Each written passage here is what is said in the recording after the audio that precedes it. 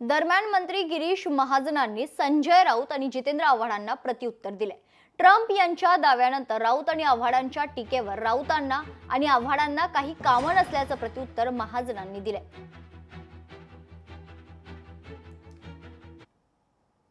मला वाटतं संजय राऊत असेल, जितेंद्र आव्हाड असेल, यांना काम काय दुसरे? त्यांना काम काय? यांना असंच वाटतं की युद्ध झालं पाहिजे, मोठी हानी झाली पाहिजे, जीवितहानी असं त्याचं काही म्हणणं आहे का? आपल्याला जे करायचं होतं ते आपण केलं। आपलं सैन्याने आत घुसून त्या ठिकाणी त्यांना सगळा धडा शिकवला, त्यांची सगळी तळ जी होती अतिरेक्यांची ती उद्ध्वस्त केली।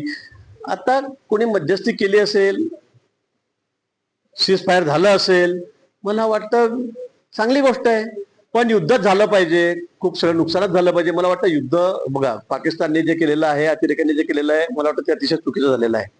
तो भ्याड हल्ला करून त्यांनी स्वतःच सगळं युद्धाला आमंत्रण दिलंय।